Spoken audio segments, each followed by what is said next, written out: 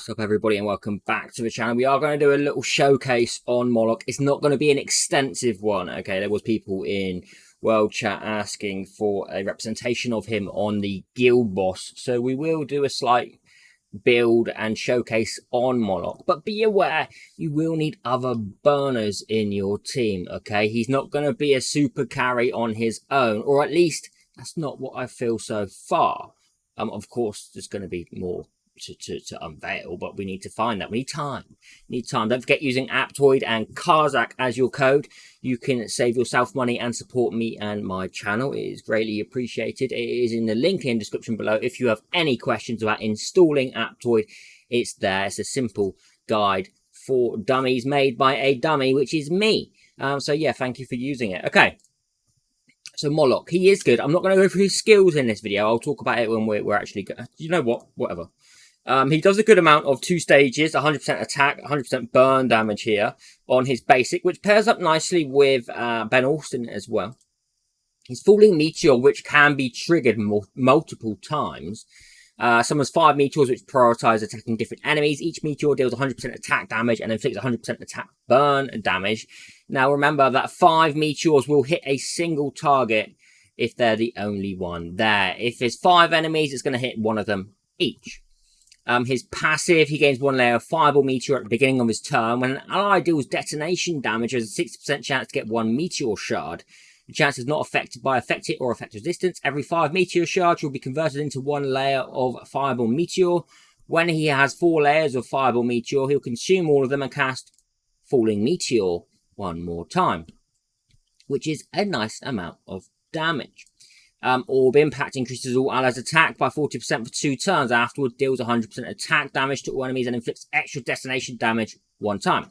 Dealing 200% attack damage at least. The lower the target's health percentage, the higher the extra damage, up to 300% attack damage, and when their health percentage is lower than 30%. So a quick look at his exclusives. 100% chance to inflict Deep Burn 2 for 2 turns after Orb Impact deals damage. Also, if the survived enemies are no more than 3 after Orb Impact is cast, reduces its cooldown by 1. Level 2 reduces layers of Fireball Meteor needed by Meteor Shower to cast Falling Meteor to 3 layers, which is nice. It means that we can trigger that much faster. He also gets damage immunity and control immunity for 1 turn. The effects mentioned above can only be triggered once after Falling Meteor is cast due to Meteor Shower each time. Level 3, each meteor summoned by Falling Meteor inflicts 1 layer of Shattered Meteor on the target for 2 turns, up to 3 layers, each of which increases their burn damage taken by 15% during a single cast of Falling Meteor. The burn damage dealt by the 3rd and the following meteor to the same target is considered as detonation damage. So he's got a really solid kit, especially for burners. You know, that's, if we think about Little Jack a moment, that's going to be enhancing his damage even further, isn't it? Because he has got that special Shattered Meteor or whatever goes on them. So that is very, very nice. The emblems, I literally did quick emblem, recommended emblem. It seemed okay. It seems pretty good here. There wasn't really anything that stood out that needed to be changed. It seems to be okay. I mean, we could possibly take a turn meter reduction. We could possibly go down this route as well if we want to, but this seems to be fine. The aura I've put on Mastery Expert. Aura gains 24% extra mastery when self-health is about 50%. It's a good representation. It's a good representation. Equipment. He hasn't got the best equipment on. I'll be honest with you. The main stats you want to focus on, I say that he's got 49,000 attack, right? Hasn't got he's got pretty good equipment on, okay?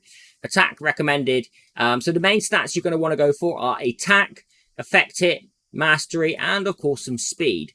But your main ones are attack, Affect Hit, and Mastery. Ideally, if you can't get a huge amount of attack, you're going to want to push that Mastery as much as you can. But 152% Mastery here, 80% Affect Hit, 49,000 attack, along with 1,600 speed. I've got an actual speed set on here. Let me move myself over a second. The chest here, effect, mastery, and attack rate, those all benefit this character. And the speed boots here was attack rate times 4. So, you know, I thought, wow, I'll just throw those on him. The weapon, everything is only level 16. The weapon has attack rate and crit rate on the penetration set for attack rate and mastery rate. And the ring has attack rate and a little bit of mastery. Really bad pieces, not great pieces. And in fact, it's better to show them with this than without exceedingly good gear, right? Mastery artifact here with attack rate on there. Well, ideally, I would like to a little bit of affect it as well, but it's not there. Affect it artifact with attack rate. Mastery didn't roll, but that's okay. And we've gone for an attack final artifact with attack rate. Mastery on here would have been nice as well. It does have affect it though, so that helps boost us up a little bit. So that's what gear he's on. The ideal set pieces that you'd want on him, I mean, speed is always okay, all right, as long as you can roll it. And we all farm a lot of speed gear, so often, you know, we do have gear there ready to use. And if it does roll like this one, 4 times attack rate, it's a little bit silly not to use it. Or at least that's what I think. I have so much gear spread out across my heroes, I just haven't stolen from them. Other pieces we could use, I mean, you could even use the feather set if you want a little bit of health of it as well. If you have the rolls there, it's okay. We could go for the endurance set, but again, you're only getting a health boost, not the attack boost. Ideally, you want to be going for penetration, the attack and mastery boost. That's the ones that you really, you know, are going to benefit most from. You could go for effect hit itself if you have good rolls, and then you can null out affect it from other pieces. The same for first aid, really. Even this, speed plus 10, affect it plus 20. As long as you can get those attack rate mastery rolls, you're in business. What else could quickly be used? Not really much else, is there? I mean, potentially you could use even an attack rate set. But again, you just need those rolls. So it's all about sacrificing stats for other stats. But the best set really is going to be penetration, that attack plus mastery. My little jack stats, just so you know in this video, are not amazing. Okay, this little jack is not as good as some of the others out there. He's at 169% mastery, effect at 81, and attack is 46,000. Could be better. Okay, could be better. And he only has the level 2 mastery expert on, so he has a lot to improve on. O'Grady's, who is in this video as well, has a trashy friggin', my goodness, that wasn't even fully upgraded. What is wrong with me? But again, it's not leveled up. I really like this aura. I think it's a great aura. Her stats are 38,000 attack, which is low, 102% affect it, 184% mastery though, which is quite high. But she does things for this team. So this is the team currently set up. We have Nicholas, we have Moloch, we have Little Jack E3, we have Ben Alston E3, and O'Grady's E3. So let's watch this battle, see how it works. Let's see how well Moloch performs with this as well. We can see that he's already got a Meteor Fireball ready there. It's building up now. Each turn, remember, he gets one of those for free. There's his instant trigger of those meteors from the detonation damages that goes on with these allies. He's at 2 again already, which means next turn he's going to trigger again. There we go, instantly. So we're at 61 million damage. I don't know if I'm going to go... Okay, we'll go through the full fight and just see how this ends up. But I believe when I was doing the trials, it was around about 14 turns. I know that there are many, many, many teams that we can use, but I do hope that this makes you think, okay, Moloch is actually a good hero, because, you know, when you're putting him against Little Jack, in damage-wise, and I would say they're pretty evenly geared here, E3 Little Jack and E3 Moloch.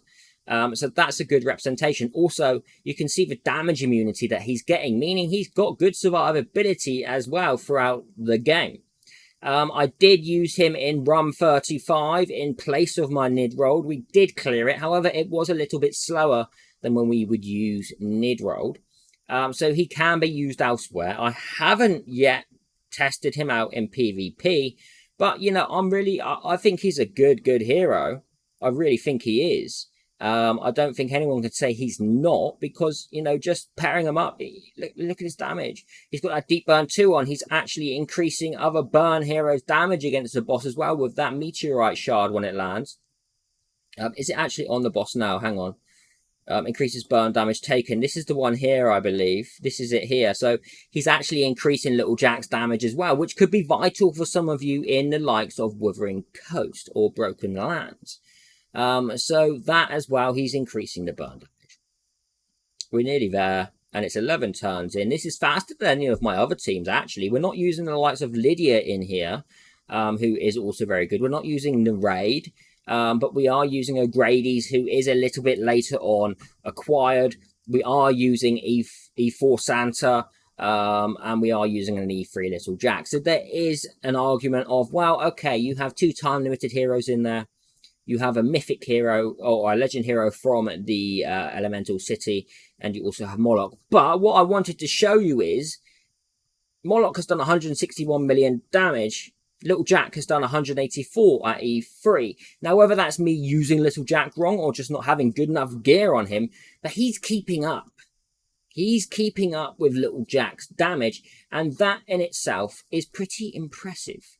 Or at least I think so. O'Grady's at 86 million. What happens if we go to Battle Test again and we quickly take out Little Jack? This is going to mess up our smart casting. Throw in Catherine. No, I don't want to start it on auto. My apologies. We just throw on skip. We've got no smart casting set up here. So that means that Santa will probably be using his E4 as skill 4. Moloch has still done 138 million there. Still done 138 million there. Let's try it again. 177 million. So he's doing good damage. Okay. 218 million. You know, yeah, I like him. I think he's very, very good. I do. And 177 there. So, you know, he is a strong hero. He does have O'Grady's paired up with him here, though. So when you're dealing destination damage, you are getting that speed up as well. Let's take out O'Grady's. Let's throw in Little Jack. Again, we haven't got any smart casting going on here, so it clears it. Little Jack doing 263 with Moloch doing 174. But the team's changed a lot here. We haven't got an O'Grady's in here. We do have Little Jack and Santa, though. But Catherine still being used. Is this consistent? No, it's not. Wow, okay, it still did 427. Yeah, okay. Okay, it's still impressive. It's still impressive. I still think this is, you know, he's a solid hero. You can't say he's not. To be pairing up with Little Jack like that. Little Jack like that. Let's, just for pity's sake, let's throw O'Grady's in with Little Jack. 249, 99. 254 was just, you know, Moloch is doing better than an O'Grady's here.